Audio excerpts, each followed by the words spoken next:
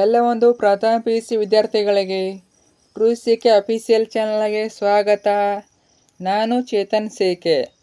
ಇವತ್ತಿನ ಈ ವಿಡಿಯೋದಲ್ಲಿ ಪ್ರಥಮ PUC ಯೂನಿಟ್ ಟೆಸ್ಟ್ 1ಕ್ಕೆ ಅರ್ಥಶಾಸ್ತ್ರ ವಿಷಯದ ಎಕನಾಮಿಕ್ ವಿಷಯದ ಒಂದು ಕ್ವಶನ್ ಪೇಪರು ಉತ್ತರ ಸಹಿತ ನೋಡೋಣ. ಈ ಒಂದು ಕ್ವಶನ್ ಪೇಪರು ವೆರಿ ಇಂಪಾರ್ಟೆಂಟು ನಿಮ್ಮ ಯೂನಿಟ್ ಟೆಸ್ಟ್ 1ಕ್ಕೆ ಅಥವಾ ಪ್ರಥಮ ತ್ರೈಮಾಸಿಕ ಪರೀಕ್ಷೆಗೆ. ಯಾಕೆ ಅಂದರೆ ಇಲ್ಲಿ ಯಾವ ರೀತಿಯಾಗಿ ಪ್ಯಾಟರ್ನನ್ನು ಕೊಟ್ಟಿದ್ದಾರೆ, ಇದೇ ರೀತಿ ಪ್ಯಾಟರ್ನ್ ನಿಮ್ಮ ಒಂದು ಯೂನಿಟ್ ಟೆಸ್ಟ್ನಲ್ಲಿ ಇರ್ತದೆ. ಅಷ್ಟೇ ಮಾತ್ರವಲ್ಲ, ಇಲ್ಲಿ ಯಾವ ರೀತಿಯಾಗಿ ಪ್ಯಾಟರ್ನ್ ಕೊಟ್ಟಿದ್ದರ ಜೊತೆಗೆ ಕ್ವಶನ್ ಕೂಡ ರಿಪೀಟ್ ಆಗ್ತವೆ.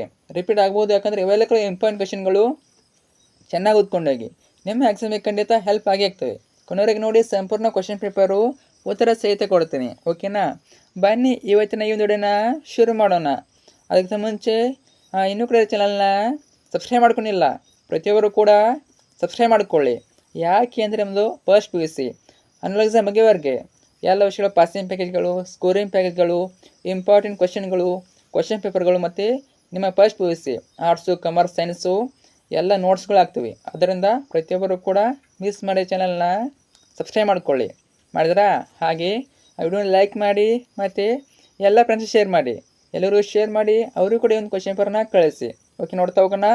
Class first PUC first quarterly test August 26 ಈ ವರ್ಷದ ಇದು ಮಾಲ್ ಪೇಪರು. ಓಕೆನಾ? ನೋಡ್ತಾ ಹೋಗೋಣ. ಮತ್ತು ನಿಮ್ಮ ಕಾಲೇಜಿನಲ್ಲಿ ಇಲ್ಲಿವರೆಗೆ ಎಷ್ಟು ವಿಷಯದ ಪರೀಕ್ಷೆ ಮುಗಿದವೆ, ಆರ್ಟ್ಸ್ ಆಗಿರಲಿ, ಕಾಮರ್ಸ್ ಆಗಿರಲಿ, ಸೈನ್ಸ್ ಆಗಿರಲಿ, ಅವೆಲ್ಲ ಕ್ವಶನ್ ಪೇಪರ್ಗಳು ನನಗೆ ಕಳಿಸ್ಕೊಡ್ಬೇಕು. ಎಲ್ಲ ಕ್ವಶನ್ ಪೇಪರ್ ಕಳಿಸ್ಕೊಡ್ಬೇಕು. ಯಾವ ರೀತಿ ಅಂದರೆ ವಿಡಿಯೋದ ಕೆಳಗಡೆ ಕಮೆಂಟ್ ಬಾಕ್ಸ್ನಲ್ಲಿ ನನ್ನ ಒಂದು ಟೆಲಿಗ್ರಾಮ್ ಲಿಂಕ್ ಕೊಟ್ಟಿರ್ತೀನಿ, ಅಲ್ಲಿ ಕ್ಲಿಕ್ ಮಾಡಿ ಕಳಿಸ್ಕೊಡಿ. ಪ್ರತಿಯೊಬ್ಬರು ಕೂಡ ಕಳಿಸ್ಕೊಡಿ. ನೀವು ಕಳಿಸೋ ಕ್ವಶನ್ ಪೇಪರ್ಗಳು ಎಲ್ಲರೂ ಕೂಡ ಹೆಲ್ಪ್ ಆಗ್ತವೆ. ಅದರಿಂದ ಪ್ರತಿಯೊಬ್ಬರು ಕೂಡ ಕಳಿಸ್ಕೊಡಿ. ಲಿಂಕ್ ಕೇಳ್ಕೊಡಿರ್ತೀನಿ, ಅಲ್ಲಿ ಕ್ಲಿಕ್ ಮಾಡಿ ನನಗೆ ನಿಮ್ಮ ಒಂದು ಕ್ವಶನ್ ಪೇಪರ್ನ ಕಳಿಸ್ಕೊಡಿ. ಐ ಹೋಪ್ ಕಳಿಸಿರಂಗೆ ಗೊತ್ತೀನಿ, ಎಲ್ಲರೂ ಕಳಿಸಿ. ನೋಡ್ತಾ ಹೋಗೋಣ. ಪ್ರಥಮ ತ್ರೈಮಾಸಿಕ ಪರೀಕ್ಷೆ ಆಗಸ್ಟ್ 2026, ಸಬ್ಜೆಕ್ಟು ಎಕನಾಮಿಕ್ಸು. ಪಾರ್ಟಿಯಲ್ಲಿ ನಿಮಗೆ 2 ಮಲ್ಟಿಪ್ಲೈ ಇರ್ತವೆ, ಪ್ರತಿ ಕ್ವಶನ್ಗೆ 1 ಅಂಕ. ಕ್ವಶನ್ ನಂಬರ್ 1 ಇಲ್ಲಿ ನಿಮಗೆ Kannada medium, English medium. Kannada and English ಎರಡೂ ಇವೆ, ನಿಮಗೆ ಯಾವುದು ಬೇಕು ಅದು ನೋಡ್ಕೋಬೋದು. ಓಕೆನಾ? ನಾನು ನಿಮಗೆ ಕನ್ನಡದಲ್ಲಿ ಹೇಳ್ತಾ ಹೋಗ್ತೀನಿ. ಕ್ವಶನ್ ನಂಬರ್ 1, ಕೊರತೆಯು ಇದರ ಮೂಲ ಕಾರಣವಾಗಿದೆ. ಆಪ್ಷನ್ ಎ ಎಲ್ಲ ಆರ್ಥಿಕ ಸಮಸ್ಯೆಗಳಿಗೆ, ಆಪ್ಷನ್ ಬಿ ಸಾಮಾಜಿಕ ಸಮಸ್ಯೆಗಳಿಗೆ, ಆಪ್ಷನ್ ಸಿ ರಾಜಕೀಯ ಸಮಸ್ಯೆಗಳಿಗೆ, ಆಪ್ಷನ್ ಡಿ ಎಲ್ಲ ವ್ಯಾಪಾರ ಸಮಸ್ಯೆಗಳಿಗೆ. ಏನಾಗ್ಬೋದು ಕ್ವಶನ್ ಒನ್ ಆನ್ಸರು? ಗೆಸ್ ಮಾಡಿ ನೀವು, ನಾನು ಹೇಳ್ತೀನಿ, ಗೆಸ್ ಮಾಡಿ ಯಾವುದಾಗ್ಬೋದು. ಕ್ವಶನ್ 1ಗೆ ಆನ್ಸರು ಆಪ್ಷನ್ ಎ ಎಲ್ಲ ಆರ್ಥಿಕ ಸಮಸ್ಯೆಗಳಿಗೆ ಸರಿಯಾದ ಉತ್ತರ. ಇನ್ನು ಕ್ವಶನ್ ನಂಬರ್ 2 ನೋಡಿ. The planning commission of India was set up in the year. ಭಾರತದ ಯೋಜನಾ ಆಯೋಗವು ಸ್ಥಾಪನೆಯಾದ ವರ್ಷ ಕೇಳಿದರೆ option A, option B, option C, option D ಯಾವುದಾಗ್ಬೋದು ಆನ್ಸರು? ಕ್ವಶನ್ ನಂಬರ್ 2ಗೆ ಆನ್ಸರು ಆಪ್ಷನ್ ಸಿ 1950. ಇದು ಸರಿಯಾದ ಉತ್ತರ ನೋಡಿ. ಇನ್ನು ಕ್ವಶನ್ ನಂಬರ್ 3 ಸೆಕೆಂಡ್ ಮೇನು. ಬಿಟ್ಟ ಸ್ಥಳಗಳನ್ನು ಆವರಣದಲ್ಲಿರುವ ಸರಿಯಾದ ಉತ್ತರಗಳನ್ನು ಆರಿಸಿ ಬರೆಯಿರಿ. ಬಿಟ್ಟ ಸ್ಥಳ ಪ್ರಶ್ನೆಗಳು 2 ಇರ್ತವೆ, 2 ಅಂಕ. ಪ್ರತಿ ಪ್ರಶ್ನೆಗೆ 1 ಅಂಕ. 3ನೇ ಪ್ರಶ್ನೆ, ಅನಕ್ಷರಸ್ಥರು ಉಪಯೋಗಿಸಲು ಸಾಧ್ಯವಿಲ್ಲ ದತ್ತಾಂಶ ಸಂಗ್ರಹಣೆ ವಿಧಾನ. ಇನ್ನು 4ನೇ ಪ್ರಶ್ನೆ, ಸಾರಿಗೆಯು ಬ್ರಿಟಿಷರ ಆಳ್ವಿಕೆಯ ಪ್ರಮುಖ ಕೊಡುಗೆಯನ್ನು ಪರಿಗಣಿಸಲಾಗಿದೆ. ಇಲ್ಲಿ ಬಿಟ್ಟ ಸ್ಥಳ ತುಂಬಬೇಕು ನಾವು. 3 ಮತ್ತು 4ಕ್ಕೆ ಆನ್ಸರ್ ಏನಾಗ್ಬೋದು ನೋಡಿ. ಆನ್ಸರು 3ನೇದು ಅಂಚೆ ಪ್ರಶ್ನಾವಳಿ, 4ನೇ ಉತ್ತರ ರೈಲ್ವೆ ಆಗ್ತದೆ. ಓಕೆ, ನಿಮಗೆಲ್ಲ ಗೊತ್ತಿದೆ ಅನಕ್ಷರಸ್ಥರು ಅಂಚೆಗಳನ್ನು ಅಂದರೆ ಪತ್ರಗಳನ್ನು ಓದೋಕ್ಕೆ ಆಗೋದಿಲ್ಲ. ಮತ್ತು ರೈಲ್ವೆ ಸಾರಿಗೆ ಬ್ರಿಟಿಷರ ಆಳ್ವಿಕೆಯ ಪ್ರಮುಖ ಕೊಡುಗೆ ಎಂದು ಪರಿಗಣಿಸಲಾಗಿದೆ. ಯಾಕಂದರೆ ಅವರು ತುಂಬಾ ರೈಲ್ವೆಯನ್ನು, ಸಾರಿಗೆಯನ್ನು ಅಭಿವೃದ್ಧಿಪಡಿಸಿದರು ಬ್ರಿಟಿಷರು. ನಿಮಗೆಲ್ಲ ಗೊತ್ತಿದೆ ಅನ್ಕೋತೀನಿ. ಇನ್ನು 3ನೇ ಮೇನು, ಮ್ಯಾಚ್ ದ ಫಾಲೋಯಿಂಗ್ ಇರ್ತವೆ, ಹೊಂದಿಸಿ ಬರೆಯಿರಿ. 3 ಅಂಕ. ಪ್ರತಿ ಪ್ರಶ್ನೆಗೆ 1 ಅಂಕ, ಅಂದರೆ ಹೊಂದಿಸಿ ಬರಬೇಕು. ಕಾಲಮ್ ಎ ಇಂದ column B.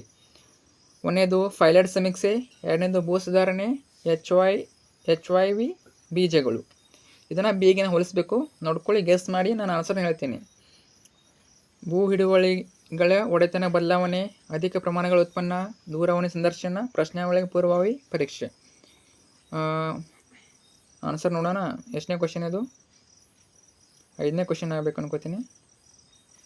May be number mistake ಆಗಿದೆ. ಓಕೆ, ನೋಡೋಣ. ನೋಡಿ ಆನ್ಸರ್ ಇದು. ಪೈಲಟ್ ಸಮೀಕ್ಷೆ ಅನ್ನೋದು ಪ್ರಶ್ನಾವಳಿ ಪೂರ್ವಭಾವಿ ಪರೀಕ್ಷೆ, ಭೂ ಸುಧಾರಣೆ, ಭೂ ಹಿಡುವಳಿಗಳ ಒಡೆತನ ಬದಲಾವಣೆ. ಇನ್ನು HYV ಬೀಜಗಳೇನು ಅಧಿಕ ಪ್ರಮಾಣದ ಉತ್ಪನ್ನ. ಇದನ್ನು ನಾವು ಎಲ್ಲಿ ಕಾಣ್ತೀವಿ? ಹಸಿರು ಕ್ರಾಂತಿಯಲ್ಲಿ ಕಾಣ್ತೇವೆ. ಓಕೆನಾ? ಅಲ್ಲಿ ಕೂಡ ಏನು ಪಾಯಿಂಟ್ ಬರ್ತದೆ, HYV ಬೀಜಗಳು, ಹಸಿರು ಕ್ರಾಂತಿ. ಇನ್ನು 4ನೇ ಮೇನು, ಕೆಳಗಿನ ಪ್ರಶ್ನೆಗಳಿಗೆ ಒಂದು ಪದ ಅಥವಾ ಒಂದು ವಾಕ್ಯದಲ್ಲಿ ಉತ್ತರಿಸಿ. 1 ಅಂಕದ 2 ಪ್ರಶ್ನೆ, ಟೋಟಲಾಗಿ 2 ಅಂಕ, ಪ್ರತಿ ಪ್ರಶ್ನೆಗೆ 1 ಅಂಕ. 5ನೇ ಪ್ರಶ್ನೆ, what is economics according to Alfred Marshall? Alfred Marshall ಪ್ರಕಾರ ಅರ್ಥಶಾಸ್ತ್ರ ಎಂದರೇನು? ಮೋಸ್ಟ್ ಇಂಪಾರ್ಟೆಂಟ್ ಕ್ವಶನ್ ಅಂತಲೇ ಕೇಳ್ಬೋದು. ಅರ್ಥಶಾಸ್ತ್ರ ಎಂದರೇನು? ಯಾರ ಪ್ರಕಾರ? ಆಲ್ಫ್ರೆಡ್ ಮಾರ್ಷಲ್ ಅವ್ರ ಪ್ರಕಾರ. ಅಥವಾ ಕೇವಲ ಅರ್ಥಶಾಸ್ತ್ರ ಕೇಳ್ಬೋದು. ಇನ್ನು 6ನೇ ಪ್ರಶ್ನೆ, ಸ್ವಾತಂತ್ರ್ಯ ಪೂರ್ವ ಭಾರತದಲ್ಲಿ ಮೊಟ್ಟ ಮೊದಲಿಗೆ ಯಾವಾಗ ಜನಗಣತಿ ನಡೆಸಲಾಯಿತು? 5 ಮತ್ತು 6ಗೆ ಆನ್ಸರ್ ನೋಡೋಣ. 5ನೇ ಪ್ರಶ್ನೆ ಮತ್ತು 6ನೇ ಪ್ರಶ್ನೆ ನೋಡಿ. ಆಲ್ಫ್ರೆಡ್ ಮಾರ್ಷಲ್ ಅವ್ರ ಪ್ರಕಾರ ನೋಡಿ, ಆಲ್ಫ್ರೆಡ್ ಮಾರ್ಷಲ್ ಅವ್ರ ಪ್ರಕಾರ ಅರ್ಥಶಾಸ್ತ್ರವು ಮಾನವನ ಮಾನವೀಯ ಜೀವನದ ದೈನಂದಿನ ವ್ಯವಹಾರಗಳ ಅಧ್ಯಯನವಾಗಿದೆ. ಇದು ಆಲ್ಫ್ರೆಡ್ ಮಾರ್ಷಲ್ ಅವರ ಹೇಳಿಕೆ. ಇನ್ನು 6ನೇದು, ಸ್ವಾತಂತ್ರ್ಯ ಪೂರ್ವ ಭಾರತದಲ್ಲಿ ಮೊಟ್ಟ ಮೊದಲಿಗೆ ಯಾವ ಜನಗಣತಿ ನಡೆಯಲಾಯಿತು? ನೋಡಿ, ಜನಗಣತಿಯನ್ನು 1881ರಲ್ಲಿ ನಡೆಸಲಾಗಿದೆ. ಇದು ಏನಿದು? ಪೋಸ್ಟ್ ಜನಗಣತಿ, ಪ್ರಥಮ. ಇನ್ನು ಭಾಗ ಬಿ ಬರ್ತೀವಿ. ಭಾಗ ಬಿ, ಈ ಕೆಳಗಿನ ಯಾವುದಾದ್ರು ಒಂದು ಪ್ರಶ್ನೆಗೆ 4 ವಾಕ್ಯಗಳು ಉತ್ತರಿಸಿ. ಸೊ 2 ಮಾರ್ಕ್ಸ್ ಕ್ವಶನ್ ಅನ್ಕೋತೀನಿ. ಇದು 4 ಸೆಂಟೆನ್ಸಸ್ ಕೊಟ್ಟಿದ್ದಾರೆ ನೋಡಿ. ಮೇ ಬಿ 1 ಮಾರ್ಕ್ಸ್ ಅನ್ಕೋತೀನಿ, ಮಿಸ್ಟೇಕ್ ಆಗಿದೆ ಅಷ್ಟೇ. ಇಲ್ಲಿ 4 ವಾಕ್ಯ ಅಲ್ಲಿದು, 1 ಮಾರ್ಕ್ಸ್ 2 ಕ್ವಶನ್ ಅಷ್ಟೇ ಇದು. ಓಕೆನಾ? 1 ಮಾರ್ಕ್ಸ್ 2 ಕ್ವಶನ್ನು, ಪ್ರತಿ ಕ್ವಶನಿಗೆ 1 ಮಾರ್ಕ್ಸು. ಅಲ್ಲಿ ಸ್ವಲ್ಪ ಮಿಸ್ಟೇಕ್ ಆಗಿದೆ, ನೋಡ್ಕೋಬಿಡೋಣ. ಫಸ್ಟ್ 7 ನೋಡಿ, ಒಂದು ಹಳ್ಳಿಯಲ್ಲಿ 200 ರೈತರಿದ್ದು ಬೆಳೆಯ ವಿಧಾನವನ್ನು ಕಂಡುಹಿಡಿಯುವ ಬಗ್ಗೆ ಒಂದು ಅಧ್ಯಯನ ನಡೆಸಲಾಯಿತು. ಅವರಲ್ಲಿ 50 ರೈತರನ್ನು ಸಮೀಕ್ಷೆ ಮಾಡಲಾಗಿ 50% ಮಾತ್ರ ಗೋಧಿ ಬೆಳೆಯಲಾಗಿತ್ತು. ಜನಸಂಖ್ಯೆ ಮತ್ತು ಮಾದರಿ ಗಾತ್ರವನ್ನು ಕೇಳಿದರೆ. ಇನ್ನು 8ನೇ ಪ್ರಶ್ನೆ, ವರ್ಗ ಮಧ್ಯಬಿಂದುವನ್ನು ಕಂಡುಹಿಡಿಯುವ ಸೂತ್ರವನ್ನು ಬರೆಯಿರಿ. ವರ್ಗ ಮಧ್ಯಬಿಂದು ನೋಡೋಣ ಆನ್ಸರು ಏನು ಕೊಟ್ಟಿದ್ದಾರೆ ಅಂತ. 7 ಮತ್ತು 8. ಸೊ ನಿಮಗೆ ಮಿಸ್ಟೇಕ್ ಆದ್ರೆ ನೋಡ್ಕೊಳ್ಳಿ, ಬುಕ್ಕಲ್ಲಿ ಇದ್ರೆ ನೋಡ್ಕೊಳ್ಳಿ ನಾನು. ನೋಡಿ, ಜನಸಂಖ್ಯೆ ಗಾತ್ರ 200 ರೈತರು, ಮಾದರಿಯ ಗಾತ್ರ 50 ಆಗಬೇಕು. ಓಕೆನಾ? ರೈತರ ಅಥವಾ ಫಾರ್ಮ್ಗಳು. ಇನ್ನು ನೆಕ್ಸ್ಟ್ ಕ್ವಶನ್ ನಂಬರ್ 8, ವರ್ಗ ಮಧ್ಯಬಿಂದುವನ್ನು ಕಂಡುಹಿಡಿಯುವ ಸೂತ್ರ.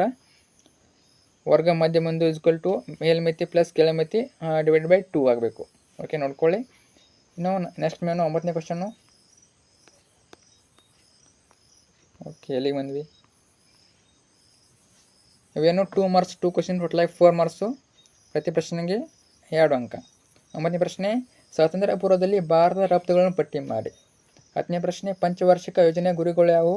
11ನೇದು, ಸಣ್ಣ ಪ್ರಮಾಣದ ಕೈಗಾರಿಕೆಗಳ 2 ಪ್ರಯೋಜನಗಳನ್ನು ಬರೆಯಿರಿ. 3 ಪ್ರಶ್ನೆಗೆ ಉತ್ತರ ನೋಡೋಣ. 9, 10, 11. ಓಕೆ, 9ನೇ ನೋಡಿ, ರಫ್ತುಗಳನ್ನು ಪಟ್ಟಿ ಮಾಡಿ. ನಿಮಗೆಲ್ಲ ಗೊತ್ತೇ ಇದೆ, ಹಸಿ ರೇಷ್ಮೆ ಮತ್ತು ಹತ್ತಿ ಆಗಿರ್ಬೋದು, ಸೆಣಬು, ನೀಲಿ ಮತ್ತು ಉಣ್ಣೆ, ಸಕ್ಕರೆ, ಚಹಾ ಮತ್ತು ಆಹಾರ ಧಾನ್ಯಗಳು ಇವೆಲ್ಲ ರಫ್ತು ಮಾಡ್ತಾಯಿದ್ರು. ಮತ್ತು ನಿಮಗೆಲ್ಲ ಗೊತ್ತಿದೆ, ಸಾಂಬಾರು ಪದಾರ್ಥಗಳು ಕೂಡ ರಫ್ತಾಗ್ತಾಯಿದ್ವು.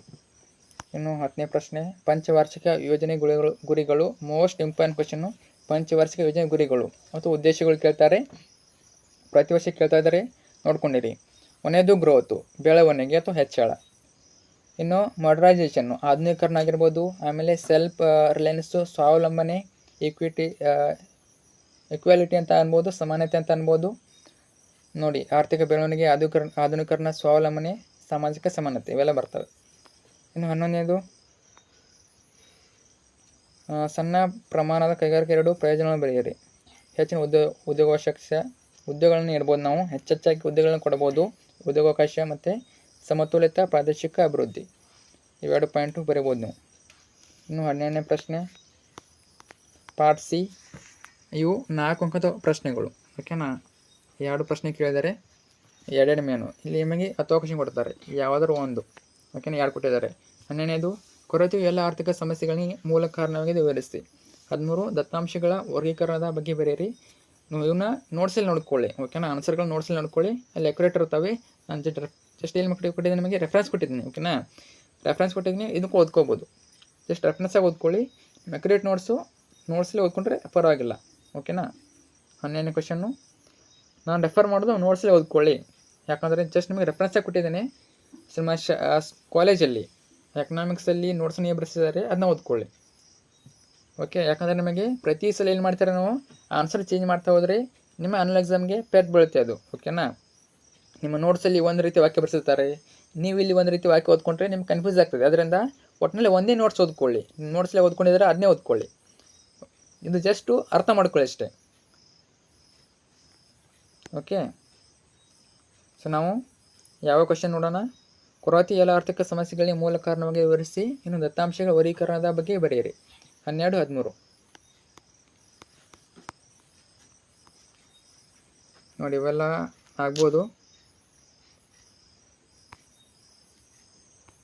ಮಾನವನ ಬಯಕೆಗಳು ಅನಂತವಾಗಿವೆ, ಆದರೆ ಆ ಬಯಕೆಗಳನ್ನು ಈಡೇರಿಸುವ ಸಂಪನ್ಮೂಲ ಸೀಮಿತ ಹಾಗೂ ಕೊರತೆಯಿಂದ ಕೂಡಿವೆ.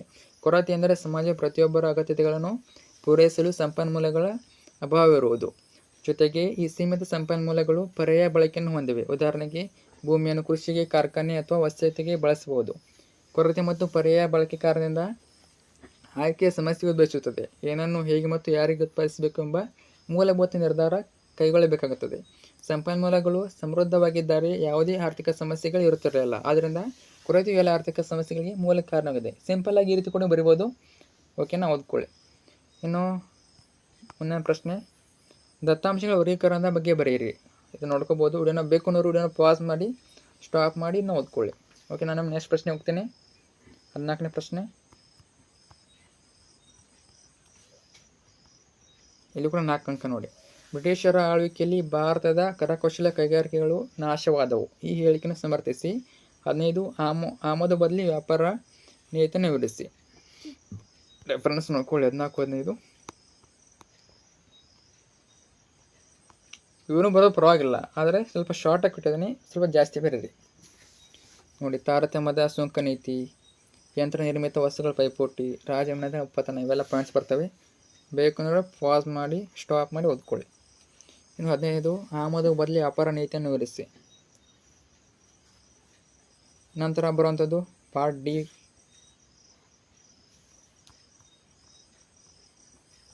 ಇಲ್ಲಿ 6 ಅಂಕದ ಒಂದು ಪ್ರಶ್ನೆ. ಇಲ್ಲಿ ಕೂಡ ನಮಗೆ 10 ಕ್ವಶನ್ ಕೊಟ್ಟಿದ್ದಾರೆ, ಅದರಲ್ಲಿ ಒಂದು ಪ್ರಶ್ನೆ ಬರಬೇಕಾಗ್ತದೆ. 14ನೇ ಪ್ರಶ್ನೆ, ಸಂಖ್ಯಾಶಾಸ್ತ್ರವು ಅರ್ಥಶಾಸ್ತ್ರ ಅಧ್ಯಯನಕ್ಕೆ ಹೇಗೆ ನೆರವಾಗಿದೆ ಎಂಬುದನ್ನು ಸಂಕ್ಷಿಪ್ತವಾಗಿ ಬರೆಯಿರಿ. ಇನ್ನು 17 ಅರ್ಥಶಾಸ್ತ್ರ ವಿಷಯದಲ್ಲಿ 60 ವಿದ್ಯಾರ್ಥಿಗಳು ಗಳಿಸಿದ ಅಂಕಗಳಿಗೆ ವರ್ಗಾಂತರ 5 ಎಂದು ಪರಿಗಣಿಸಿ ತಾಳೆ ಗುರುತುಗಳ ಸಹಾಯದಿಂದ ಆವೃತ್ತಿ ಉತ್ತರನೇ ಪಟ್ಟಿಯನ್ನು ತಯಾರಿಸಿ. ಮೋಸ್ಟ್ ಇಂಪಾರ್ಟೆಂಟ್ ಕ್ವಶನ್ನು, ತುಂಬಾ ಇಂಪಾರ್ಟೆಂಟು. ಈ ಕ್ವಶನ್ ಕೇಳ್ಬೋದು ನಮಗೆ ಸೇಮ್ ಇವೇ ನಂಬರ್ ಕೂಡ ಕೊಡ್ಬೋದು, ನೋಡ್ಕೊಂಡು ಹೋಗಿ. ಸೊ ನಮಗೆ ಎಕ್ಸಾಂಪಲ್ಲು 16, 17 ಆನ್ಸರ್ ಕೊಟ್ಟಿರ್ತೀನಿ. ಓಕೆನಾ, 16, 17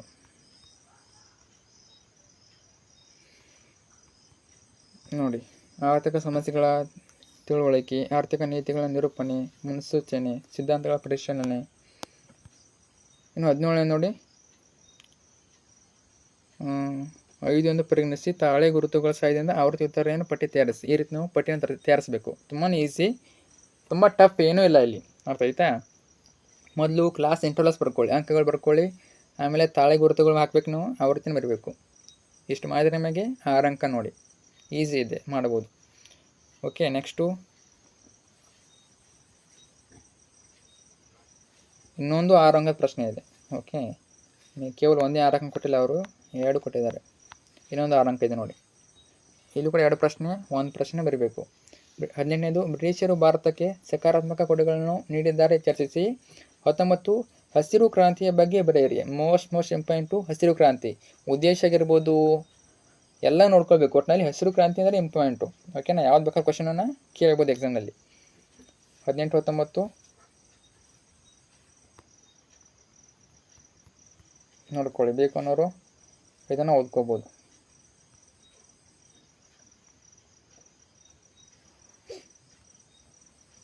ಕೂಡ ಇದು ನೋಡಿ, ಹಸಿರು ಕ್ರಾಂತಿ ಬಗ್ಗೆ ಬರೆಯಿರಿ. ನಾನು ಕೇವಲ ಆನ್ಸರ್ ಪಾಯಿಂಟ್ ಕೊಟ್ಟಿದ್ದೀನಿ, ನನಗೆ ಜಾಸ್ತಿ ಕೊಟ್ಟಿಲ್ಲ. ಬರೀ ಅದನ್ನ ಪಾಯಿಂಟ್ ನೋಡ್ಕೊಳ್ಳಿ. ನಿಮ್ಮ ಬುಕ್ಕಲ್ಲಿ ನೋಟ್ಸಲ್ಲಿ ಆನ್ಸರ್ ನೋಡ್ಕೊಳ್ಳಿ. ನಿಮಗೆಲ್ಲ ಕೊಡೋಕ್ಕಾಗೋದಿಲ್ಲ. ಓಕೆನಾ, ಪ್ರತಿಯೊಂದು ಕ್ವಶನ್ ಕೊಡೋಕ್ಕಾಗೋದಿಲ್ಲ, ಯಾಕಂದರೆ ತುಂಬಾ ಲೆಂತಿ ಆನ್ಸರ್ಸ್ ಇವೆ. ನಿಮ್ಮ ಬುಕ್ಕಲ್ಲಿ ನೋಡ್ಬೋದು ನೀವು, ನೋಟ್ಸಲ್ಲಿ ತುಂಬಾ ದೊಡ್ಡ ಆನ್ಸರ್ಸ್ ಇವೆ. ಆದ್ದರಿಂದ ನಾನು ಹೇಳೋದು ನೋಟ್ಸಲ್ಲೇ ಓದ್ಕೊಳ್ಳಿ, ಅವಾಗ ನಿಮಗೆ ಯಾವುದೇ ಕನ್ಫ್ಯೂಷನ್ ಇರೋದಿಲ್ಲ. ನೆಕ್ಸ್ಟು ಪಾರ್ಟ್ ಈ ಲಾಸ್ಟ್ ಪಾರ್ಟು. ನಿಮಗೆ ಈ ಕ್ವಶನ್ ಇದ್ದೇ ಇರ್ತದೆ 5 ಮಾರ್ಕ್ಸಿಗೆ. ಈ ಕೆಳಗಡೆ ಯಾವುದಾದ್ರು ಒಂದು ಕಾರ್ಯಭಾರ ಮತ್ತು ನಿಯೋಜನೆ ಆಧಾರಿತ ಪ್ರಶ್ನೆಗೆ ಉತ್ತರಿಸಿ. ಕಾರ್ಯಭಾರ ಅಥವಾ ನಿಯೋಜನೆ ಆಧಾರಿತ ಪ್ರಶ್ನೆ 2 ಪ್ರಶ್ನೆ ಇರ್ತವೆ, 1 ಪ್ರಶ್ನೆ ಬರಬೇಕು, 5 ಅಂಕ. 20ನೇದು, ಶಾಲೆಗಳಲ್ಲಿ ಮಧ್ಯಾಹ್ನದ ಬಿಸಿಯೂಟ ಯೋಜನೆಯ ಬಗ್ಗೆ ಸಮೀಕ್ಷೆ ನಡೆಸಲು ಯಾವುದಾದ್ರು 5 ಪ್ರಶ್ನೆಗಳು ರಚಿಸಿ. 5 ಪ್ರಶ್ನೆ ರಚಿಸ್ಬೇಕು ನೀವು. ಇದು ತುಂಬಾ ಈಸಿ ನೋಡಿ, 5 ಕ್ವಶನ್ ನೆನ್ಪಿಟ್ಕೊಂಡು ಹೋದರೆ ಸಾಕು. ಇನ್ನು ಇನ್ನೊಂದು ಪ್ರಶ್ನೆ ನೋಡಿ, ಇದು ಕೂಡ ಈಸಿನೇ ಇದೆ. ಈ ಕೆಳಗಿನ ಪಟ್ಟಿಯಿಂದ ಸಾರ್ವಜನಿಕ ವಲಯದ ಕೈಗಾರಿಕೆಗಳನ್ನು ಗುರುತಿಸಿ. ಸಾರ್ವಜನಿಕ ವಲಯದ ಕೈಗಾರಿಕೆಗಳು ನೋಡ್ಬೋದು ನೀವು, ಏನೇನು ಕೊಟ್ಟಿದ್ದಾರೆ ನೋಡಿ. ಲಿಮಿಟೆಡ್ ಎಲ್ಲ ಕೊಟ್ಟಿದ್ದಾರೆ. ಅದರಲ್ಲಿ ನೀವು ಸಾರ್ವಜನಿಕ ಕೇಳಿದ್ದಾರೆ. ನೋಡೋಣ 2021 ನೋಡಿ, ಇವೆಲ್ಲ ಪ್ರಶ್ನೆ ನೀವು ರೆಡಿ ಮಾಡ್ಬೋದು. ನಿಮ್ಮ ಶಾಲೆಯಲ್ಲಿ ಪ್ರತಿದಿನ ಮಧ್ಯಾಹ್ನದ ಬಿಸಿ ಊಟವನ್ನು ನೀಡಲಾಗುತ್ತಿದೆ. ಅವರೇನು ಹೇಳ್ಬೋದು? ಹೌದು ಅನ್ಬೋದು, ಇಲ್ಲ ಅನ್ಬೋದು. ಇನ್ನು ಎರಡನೇ ಪ್ರಶ್ನೆ, ನೀಡಲಾಗುವ ಊಟವು ಸ್ವಚ್ಛ, ನೈರ್ಮಲ್ಯ ಮತ್ತು ಬಿಸಿಯಾಗಿದೆ. ಇದು ಕೂಡ ಹೌದು ಅನ್ಬೋದು, ಇಲ್ಲ ಅನ್ಬೋದು ಅವರು. ಈ ರೀತಿ ನಾವು ಪ್ರಶ್ನೆ ಮಾಡಬೇಕು. ಸೇಮ್ ಇದೇ ಬರೀರಿ 5 ಕ್ವಶನ್ನು. ವಾರದ ವಿವಿಧ ದಿನಗಳಲ್ಲಿ ವಿವಿಧ ರೀತಿಯ ಅಡುಗೆ ಪಟ್ಟಿಯನ್ನು ಅನುಸರಿಸಲಾಗುತ್ತಿದೆ. ಬಿಸಿ ಊಟ ಯೋಜನೆಯಿಂದ ನಿಮ್ಮ ಶಾಲಾ ಹಾಜರಾತಿ ಸುಧಾರಿಸಿದೆ. ಊಟ ಮಾಡುವ ಸಮಯದಲ್ಲಿ ಶುದ್ಧ ಕುಡಿಯುವ ನೀರು ಮತ್ತು ಕೈ ತೊಳೆಯುವ ಸೌಲಭ್ಯ ಇದೆ. ಇಷ್ಟು ಬರೀದ್ರೆ ಸಾಕು, ನಿಮಗೆ 5 ಮಾರ್ಕ್ಸ್ ನೋಡಿ, ಕಣ್ಮುಚ್ಚವನ್ನು ಕೊಡ್ತಾರೆ. ಇದನ್ನು ಬಿಟ್ಟು ಕೂಡ ಬರಿಬೋದು, ಇನ್ನೂ ತುಂಬ ಕ್ವಶನ್ಸನ್ನು ಬರಿಬೋದು. ಇನ್ನು ನೋಡಿ ಯಾವೆಲ್ಲ ಬರ್ತವೆ ನೋಡಿ. ಸಾರ್ವಜನಿಕ ವಲಯದ ಕೈಗಾರಿಕೆಗಳು, ಭಾರತ್ ಅರ್ತ್ ಮೂವರ್ಸ್ ಲಿಮಿಟೆಡ್ ಆಗಿರ್ಬೋದು, Bharat electronic limited, Hindustan aeronautics limited, Hindustan machine tools limited, Indian telephone industries limited ಇವೆಲ್ಲ ಬರ್ತವೆ. ಇಷ್ಟಾದರೆ ನಿಮ್ಮ ಒಂದು ಯೂನಿಟ್ ಟೆಸ್ಟ್ 1 ಎಕನಾಮಿಕ್ ವಿಷಯದ ಪ್ರಶ್ನೆ ಪತ್ರಿಕೆ ಮುಕ್ತಿ ಆಗ್ತದೆ. ತುಂಬಾ ಈಸಿ ಇದೆ, ಅಷ್ಟೊಂದು ಟಫ್ ಇಲ್ಲ. ಆಲ್ಮೋಸ್ಟ್ ನಿಮಗೆ ಆರ್ಟ್ಸು, ಕಾಮರ್ಸ್, ಸೈನ್ಸು ಎಲ್ಲ ವಿಷಯಗಳ ಮೇಲೆ ಯೂನಿಟ್ ಟೆಸ್ಟಿಗೆ ಕ್ವಶನ್ ಪೇಪರ್ ಹಾಕ್ತಿರ್ತೀನಿ. ಮತ್ತು ದಯವಿಟ್ಟು ಎಲ್ಲರೂ ಕೂಡ ನಿಮ್ಮ ಕಾಲೇಜಿನಲ್ಲಿ ನೀವು ಆರ್ಟ್ಸ್ ಆಗಿರಲಿ, ಕಾಮರ್ಸ್ ಆಗಿರಲಿ, ಸೈನ್ಸ್ ಆಗಿರಲಿ, ಯಾವುದೇ ಸ್ಟ್ರೀಮ್ ಆಗಿರಲಿ, ಎಷ್ಟು ಕ್ವಶನ್ ಪೇಪರ್ ಮುಗಿದ್ದೇವೆ, ಎಷ್ಟು ಎಕ್ಸಾಮ್ ಆಗಿದ್ದಾವೆ, ಅವೆಲ್ಲ ಕ್ವಶನ್ ಪೇಪರ್ಗಳನ್ನು ನಾನಾಗಿ ಟೆಲಿಗ್ರಾಮ್ ಮೂಲಕ ಕಳಿಸ್ಕೊಡಿ. ಲಿಂಕ್ ಹಾಕಿಕೊಡ್ತೇನೆ ಕಮೆಂಟ್ ಬಾಕ್ಸ್ನಲ್ಲಿ, ಅಲ್ಲಿ ಬಂದುಬಿಟ್ಟು ಕಳಿಸ್ಕೊಡಿ. ನೀವು ಕಳಿಸ್ಕೊಟ್ರೆ ನಿಮಗೆ ಇದೇ ರೀತಿ ನಮಗೆ ಹೆಚ್ಚು ಕ್ವಶನ್ ಪೇಪರ್ ಹಾಕ್ಬೋದು. ಓಕೆನಾ? ಎಲ್ಲರೂ ಕೂಡ ಕಳಿಸ್ಕೊಡಿ. ಲಿಂಕ್ ಹಾಕಿಕೊಡ್ತೇನೆ, ಅಲ್ಲಿಂದ ನಿಮ್ಮ ಒಂದು ಕ್ವಶನ್ ಪೇಪರ್ನ ಕಳಿಸ್ಕೊಡಿ. ಕಳಿಸ್ತೀರಾ ಅಲ್ವಾ? ಓಕೆ. ಮತ್ತು ಈ ಒಂದು ಫ್ರೆಂಡ್ಸ್ ಶೇರ್ ಮಾಡಿ. Thanks for watching.